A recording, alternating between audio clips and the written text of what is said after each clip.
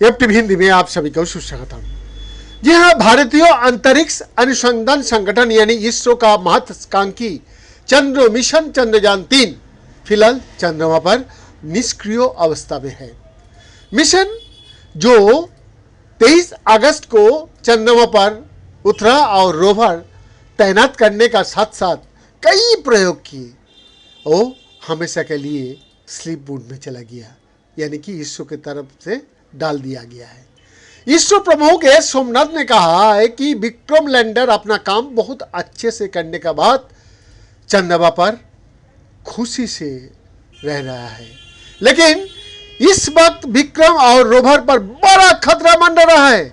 इसके पीछे के कारण चांद पर हो रही घुसपैठ से इसरो ने 23 अगस्त को इतिहास रचते हुए चांद की दक्षिणी ध्रुव पर चंद्रयान-3 की सफलतापूर्वक लैंडिंग कराए। लैंडिंग के बाद अगले 14 दिनों तक रोवर ने चांद पर कई चीजों की खोज की। भारत ऐसा कारनामा करने वाला दुनिया का चौथा देश बन चुका है।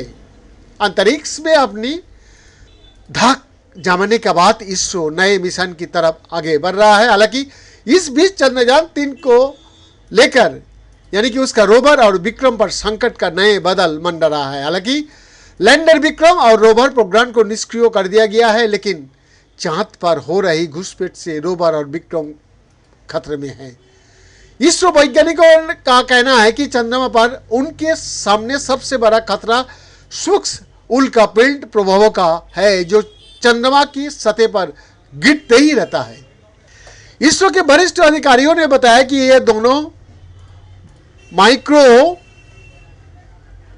मीटेओराइट्स से प्रभावित हो सकता है, जो चंद्रमा की सतह पर उल्कापिंडों गिराता है। अतीत में कई मिशनों को भी इसी तरह का नुकसान उठाना पड़ा, जिसमें अपोलो अंतरिक्ष यान भी शामिल था, जो चंद्रमा की सतह पर रह गया था। Manipal centre for natural science का प्रोफेसर और निदेशक डॉक्टर पी श्री कुमार ने बताया कि चूंकि चंद्रमा पर कोई वायुमंडल या ऑक्सीजन नहीं है, इसलिए अंतरिक्ष यान की क्षरण का कोई खतरा नहीं है। हालांकि जो देखा जाना बाकी है वो सूक्ष्म उल्कापिंडों प्रभाव है, जो लंबी चांद रात की ठंडे तापमान के अलावा अंतरिक्ष यान को और नुकसान पहुंचाता रहता है। उन्होंने कहा, चूंकि चंद्रमा पर कोई वायुमंडल नहीं है, इसीलिए सूर्य से लगातार विकिरण बमबारी भी हो रही है। इससे कुछ नुकसान भी हो सकता है। हालांकि हमें अभी तक पता नहीं है कि क्या होगा, क्योंकि इसका आसपास ज़्यादा डेटा नहीं है।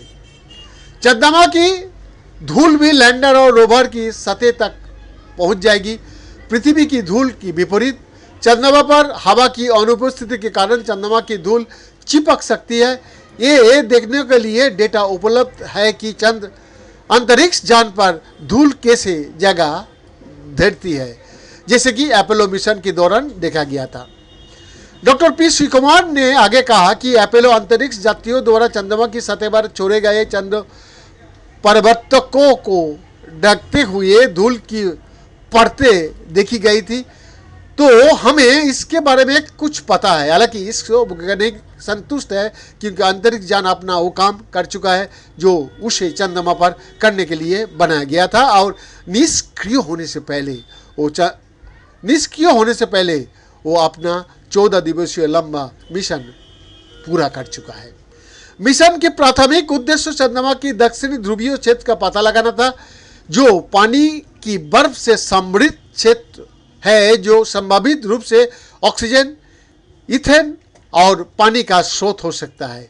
रोवर को चंद्रमा पर अपनी ड्राइविंग क्षमताओं को प्रदर्शित करने के लिए डिजाइन किया गया था, जबकि लैंडर को चंद्रमा की सतह पर सुरक्षित और धीरे से उतरने के लिए इंजीनियर किया गया था। प्रोग्राम रोवर को चंद्र सतहों का रासायनिक विश्लेषण करने का काम भी सौंपा गया था। रोवर ने दक्षिणी ध्रुव के पास चंद्रमा की सतह पर सल्फर की मौजूदगी की पुष्टि की है, जिसे वैज्ञानिकों ने महत्वपूर्ण माना है।